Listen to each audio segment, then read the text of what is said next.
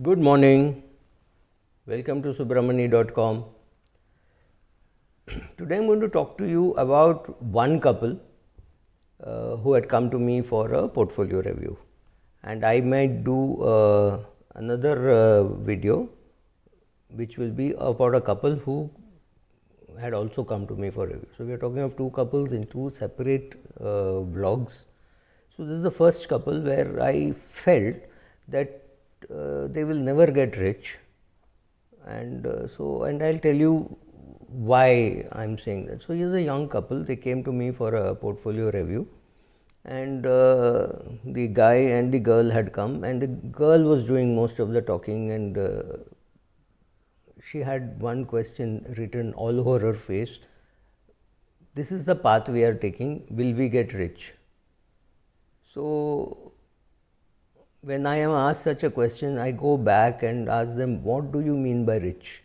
Because if you take the old Hindi movies, you had palatial houses with staircases, a big piano, and a bunch of servants, huge cars, and sea-facing house, and all that was rich. So is that rich, or today you want a smaller compact flat and smaller, more fuel efficient cars and what have you? So what is rich? So she didn't have too much of a definition of rich, but yes, she said I should be able to afford all the good things in life, and etc etc etc, and vacations and this and that, and a lot of purchases, shopping, big house, kids in good school and good colleges. And I was only smiling. I said, your idea of being rich could be very different from the real rich, right? So the real rich may be doing all this, but that family wealth may not be one generation, maybe 2-3 generations. Somebody in their family knew about compounding. So when they came to me, I do not know how much has changed since then, and this was 3-4 years back. They had must be about 30 to 33 years of age. They had 22 lakhs lying in their savings bank account just because nothing had been done. No, there was no reason why it was held. It was not that they were going to make a down payment or anything, but just they had 22 lakhs. Then their attitude was, we are from Mumbai and we will not leave Mumbai. Now that's a bad attitude to have when you're in your 30s, because if job opportunities are available better in a Baroda or a Hyderabad, where software people are perhaps as much in number, or Pune, you have to go. And if you think that you want to be in services, it's worth having a stint in Hong Kong, Dubai, Singapore, or maybe even in Europe, and have some international exposure to the services. This couple was stuck in Mumbai geographically, and I don't want to name the suburb. Perhaps they were stuck to the suburb also. They wouldn't go from, say, the east portion where they were living to even the west. You can't be so rigid if you want to really create wealth for yourself in the long run. The girl's father had lost some money long ago before the Harshad Mehta scam, and so the family was very scared of equities. So the girl's side entry to equities was zilch. Even the ATC benefit would go only into PPF. They would not touch equities. They would not touch equity mutual fund. The boy's parents were not so bad. Perhaps he came from a history of having somewhat invested in equities, but largely you could call them first generation equity players, because the previous generation had not done much in equities. They had some equities, but really not aggressively followed up and removed the junk. Weeds were not removed, so maybe weeds were watered and good flowers were removed. So weeding of the portfolio had not happened.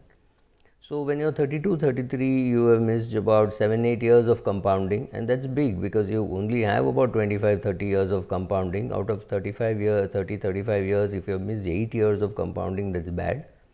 And for both these boys and the girl were more or less same age, the parents had not done any rich dad kind of activity. The rich dad activity is when your child is in the womb, you go and open a PPF account. Okay, that's an exaggeration. But by the time a kid is 3 or 4, the kid has a savings bank account, he has a PPF account, and she has a uh, equity broking account, a demat account. So shares have already been transferred. For every birthday, she gets shares from a grandfather, grandmother, or whoever, and that's how the portfolios get built, right? So none of those rich dad activities had been done. But quite little surprisingly, they had bought an expensive car, which was little unlike them. Because when I was talking to them, they didn't sound very rich in their spending, but the car was a stretch. They had a 22 lakh rupee car, which to me looked a little expensive going by what they were doing. But now they were making a bigger stretch. They were wanting to buy a house costing about 3 crores. Now, a house costing 3 crores is per se not bad, but they did not have more than 50 lakhs or 60 lakhs of their own money which they were willing to contribute, which meant a 2.5 crore loan, which to me was again a little unlike them. But yeah, that's what they were contemplating, and they may have bought it by now. It would use all their cash, and no Europe trip, nothing would happen. And but they did make some Europe trips, and they had made Indian trips, and they had lived in a nice 5-star property. So they had some of those habits already. I'm not I'm not judging, but all those were perhaps impediments also in their wealth creation process. So both would have happily signed up for a government job. At least she would have. Her parents were in government service, and they were thrilled that they had a government job. So they were thrilled when the daughter got a job in the PSU bank. He is not so hung up on a government job. He is also professionally qualified, as so is she. He was working in a private sector company which was dilly-dallying, not doing too well, not doing too badly, but yeah, he was getting his salary in time. But to my mind, both of them were terribly underpaid in the market. Both of them were smart and good enough to get better jobs. So my logic was, well, you will never get rich, because you get rich, first you have to change your attitude towards what is being rich and what is being wealthy, right? So first you have to change that attitude. Second, you have to see what you will do to get rich. You will not change your jobs, you will not change your geography, you will not do any of those things, which means you can't bring in greater cash flow. And that you will not invest aggressively, you will not invest in equity, or you will invest in equity because somebody pushed you, but that will be restricted to 1.5 lakhs a year because you think you have to get ATC. But the problem is they did not have a need to put 1,50,000 also, because ATC was taken care of by your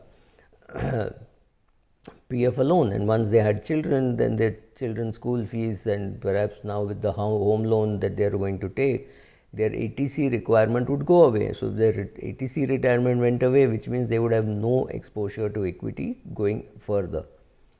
So with all this, I said, look, it's very tough. First you have to change your attitude, blah blah blah. I gave them talk, and after that I have no clue what happened, because it's not something which I followed up.